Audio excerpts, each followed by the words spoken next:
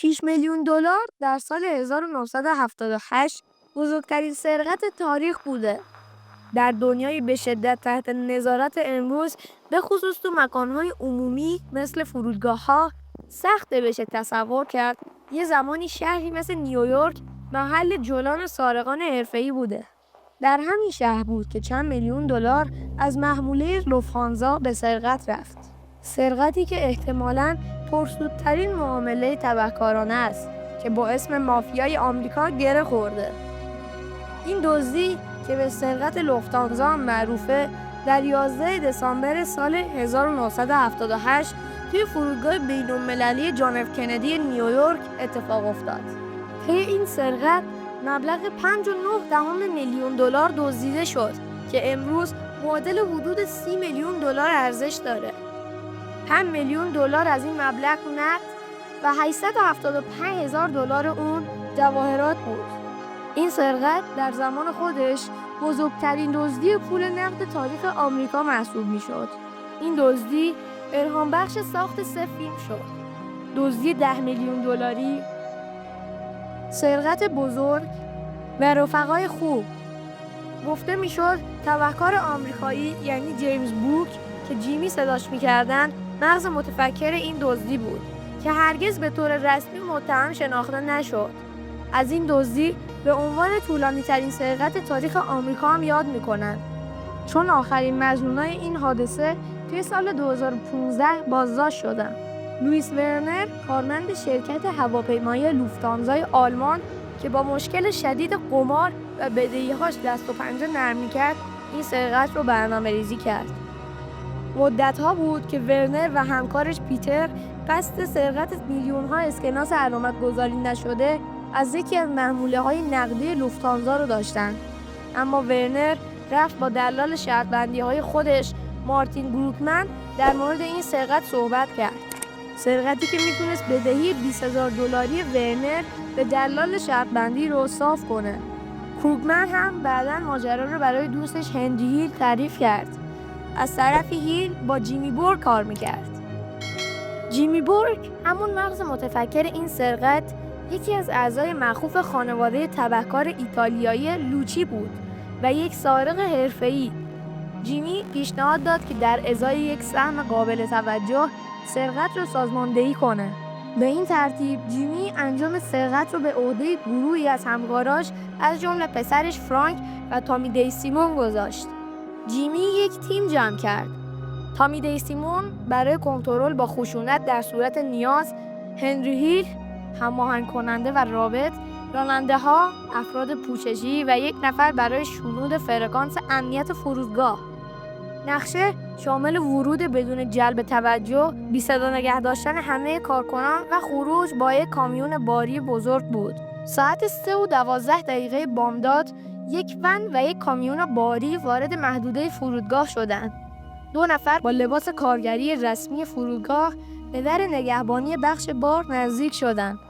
راننده وانمود کرد که مأمور حمل محموله است. نگهبان اصلی جلو اومد تا مدارک رو بررسی کنه. ناگهان تامی دیسیمون با یک کلت 38 میلیمتری به سمت اون رفت و مجبورش کرد به داخل ساختمون برگرده و همه کارکنان رو جمع کنه. به سرعت کارکنان شیفت شب رو با دستبند پلاستیکی بستن و در اتاق استراحت حبس کردند. برای جلوگیری از هشدار تلفن‌ها قطع شد. یکی از افراد روی بیسیم امنیت شنود می‌کرد تا در صورت نزدیک شدن نیروها اطلاع بده. فضای انبار پر از پالت‌های بار بود، اما اونا دقیقاً می‌دونستن دنبال چی هستن. یک پالت فلزی خاکستری که داخلش اسکناس‌های بدون علامت قرار داشت.